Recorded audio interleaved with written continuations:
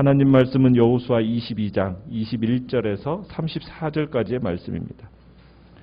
21절에서 34절입니다.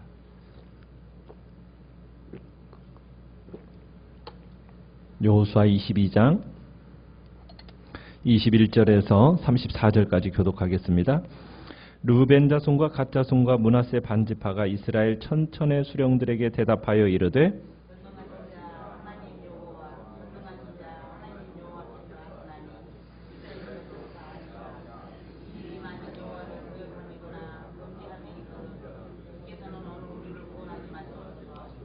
우리가 제단을 쌓은 것이 돌이켜 여호와를 따르지 아니하려 함이거나 또는 그 위에 번제나 소제를 드리려 함이거나 또는 화목제물을 드리려 함이거든 여호와는 친히 벌하시옵소서.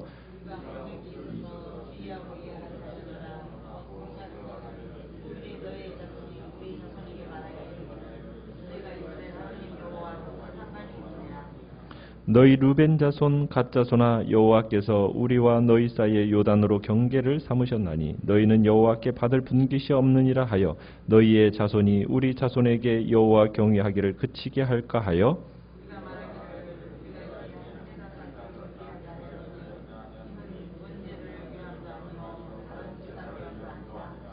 우리가 여호와 앞에서 우리의 번제와 우리의 다른 제사와 우리의 화목제로 섬기는 것을 우리와 너희 사이와 우리의 후대 사이의 증거가 되게 할 뿐으로써 너희 자손들이 후일에 우리 자손들에게 이르기를 너희는 여호와께 받을 분깃이 없다 하지 못하게 하려 함이라.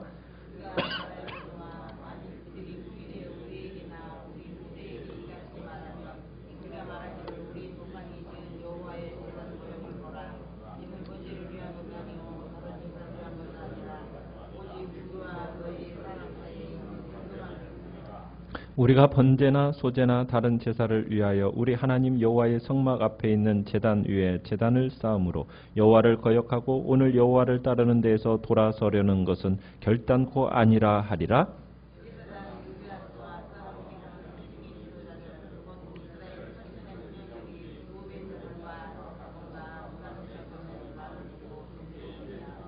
제사장 엘르아살의 아들 비느하스가 르우벤 자손과 갓 자손과 므낫세 자손에게 이르되 우리가 오늘 여호와께서 우리 중에 계신 줄을 아노니 이는 너희가 이 죄를 여호와께 범하지 아니하였음이니라. 너희가 이제 이스라엘 자손을 여호와의 손에서 건져내었느니라 하고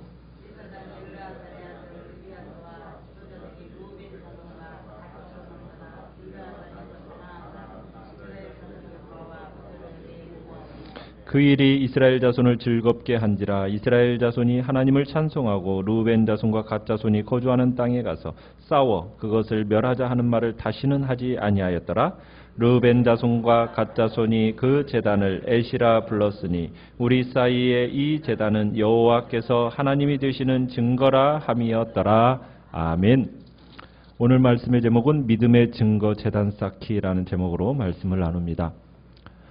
요단강 서쪽 지파들로부터 지금 사절단들이 도착해서 요단 동편 지파 사람들을 비난을 했습니다. 왜냐하면 그들이 요단강가에 어제 10절에 보듯이 큰 제단을 쌓아놓은 거예요. 그 제단을 쌓아놓은 것을 보고서는 이스라엘 자손의 온 회중이 서편 지파 사람들이 이제 동편 사람들과 싸우러 간 겁니다. 왜냐하면 이들이 지금 하나님을 배반하고 어떻게 보면은 이스라엘 전체를 멸망시키려는 그런 자리로 간다라고 하면서 이제 부올의 죄악, 17절에 나왔던 부올의 죄악과 20절에 세라의 아들 아간의 범죄와 지금 같이 보면서 지금 이스라엘 서쪽 지파가 지금 이 사절단들이 요단강 동편 지파 사람들을 비난을 하고 있는 겁니다. 그러자 이제 르우벤, 갓, 므낫세 반지파의 이 동쪽 지파 사람들이 자신들을 억울하다면서 자신들의 입장을 항변하는 내용이 오늘 본문의 내용입니다.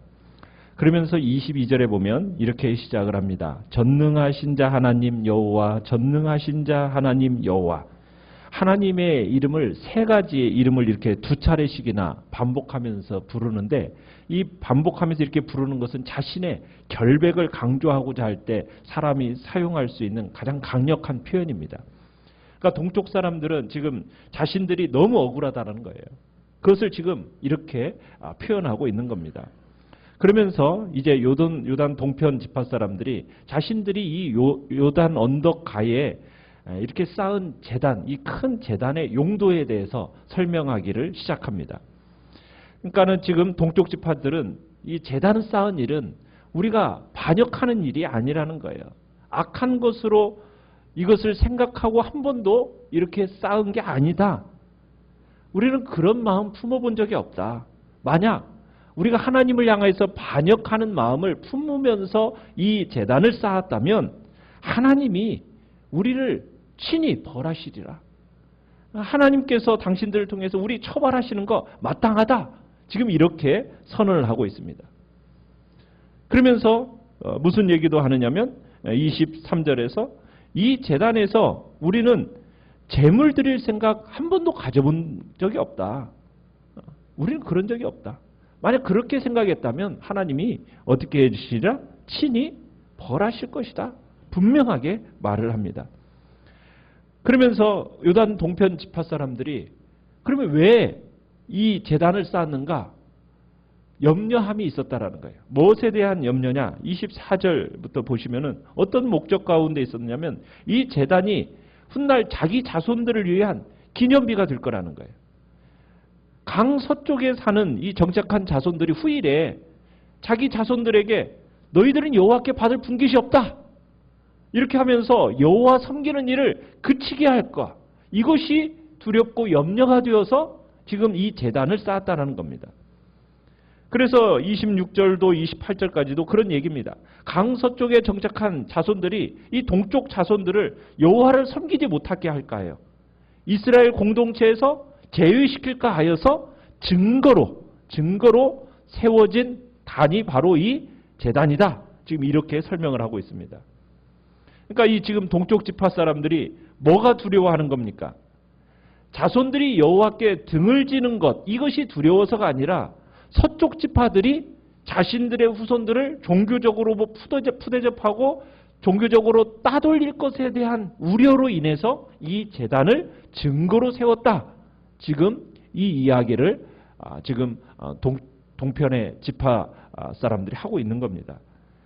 어떻게 보면 동쪽 지파 사람들이나 서쪽 지파 사람들이나 동일한 생각을 가지고 있는 거예요. 무슨 생각입니까? 이스라엘의 정체성은 다른 게 있는 데 아니라 여호와를 섬기는 데서 비롯된다라는 것을 지금 동편 사람들이 그걸 얘기하고 있는 거고 서쪽 사람들도 동일한 생각을 가지고 하나의 정체성이 이스라엘 가운데서 만들어지는데 그건 뭐냐면 여호와를 섬기는 일. 그래서 동쪽 지파들은 혹시라도 자기 자손들이 여호와께 드리는 예배에서 제외될까 봐 그래서 이 제단을 세웠다라는 거예요. 혹시 이런 일이 생기면 동쪽 자손들은 서쪽 자손들에게 요단강 서쪽에 있는 저 제단을 가리키면서 이 제단을 세운 자들은 우리 동쪽 사람들이고 자기 조상들이 이 제단을 세운 목적은 동쪽 사람들도 동쪽 자손들도 여호와의 백성이다라는 것을 입증하기 위한 것이다. 그것을 증거하게 될 거라고 지금 설명을 하고 있는 겁니다. 그러니까 요단강 서쪽에 지금 이렇게 큰 제단, 누가 봐도 큰 이 제단을 세운 이유는 뭐 가서 어떻게 거기다 제물을 놓고 제사를 드리려는 목적이 없다라는 거죠. 진짜 제물을 드려서 제사를 드리려면 뭐하러 강을 건너서 그곳에다 제단을 쌓아놓겠느냐. 우리 자리에다가 편하게 세워놓지. 아마 이런 생각을 가지고 또 얘기를 했을 겁니다. 자, 요단 동편 사람들이 지금 후대에 일어날 일까지 염려하면서 대비하는 이유 무엇이겠습니까? 그럼 누구나 시간이 지나면은 늙고 죽게 되어 있어요. 그 일이 반복되면은 시간, 과거의 사건, 사람의 행위가 그것이 곧잘 잊어버려집니다. 그렇지 않습니까? 시간이 지나면서 그 모든 일들이 잘 잊혀지기 마련이에요.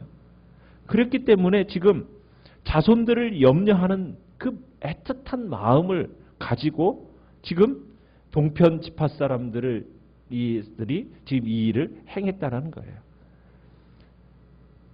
지금 이 동편 지파 사람들은 자신의 자손들이 어찌하든 하나님의 백성으로서 계속적으로 하나님을 섬길 수 있기를 소원하고 있는 거예요.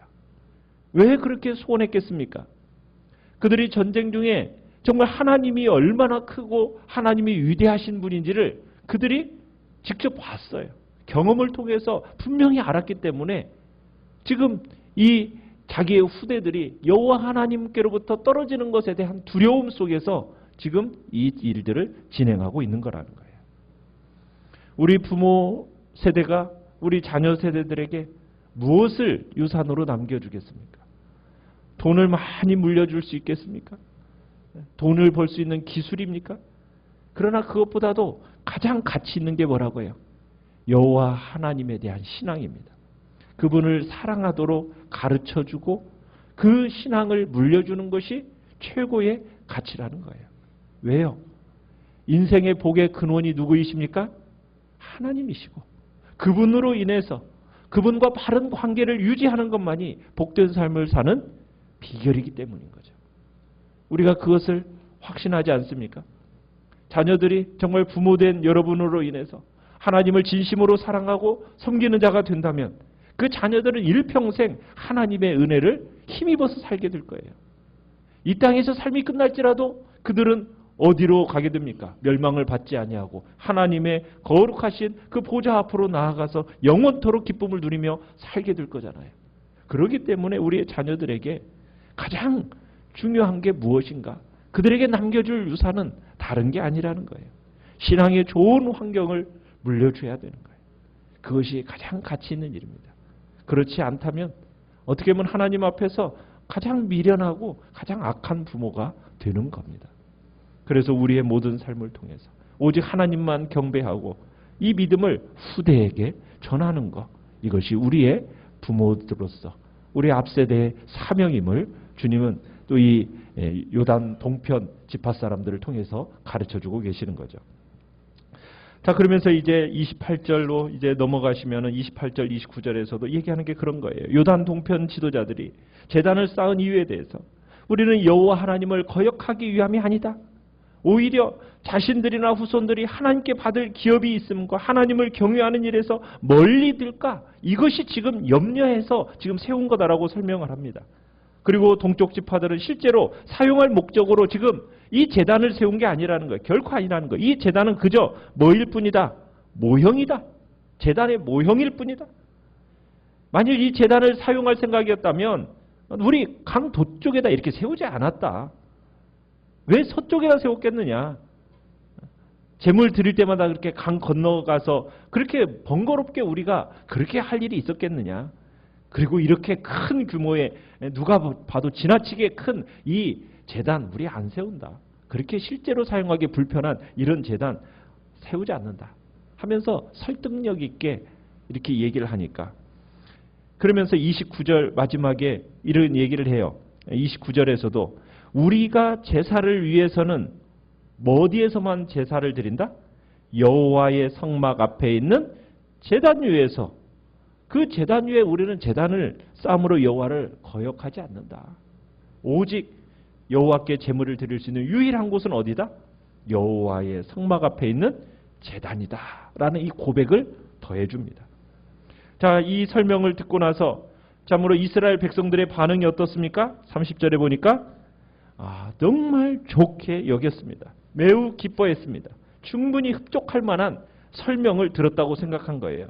그래서 하나님께서 이제 우리에게 재앙을 내리시지 않을 거다라는 그 기쁨 속에서 이제 돌아가서 보고를 합니다. 32절에 보면 길르앗 땅에서 이제 가나안 땅 이스라엘 자손들에게 돌아와서 그들에게 보고를 하니까 참으로 그 일이 33절에 이스라엘 자손을 즐겁게 하고 그들에게 기쁨을 줘서 다시는 싸우자는 말을 하지 아니하고 이제 해산했다라는 이야기로 마치게 됩니다.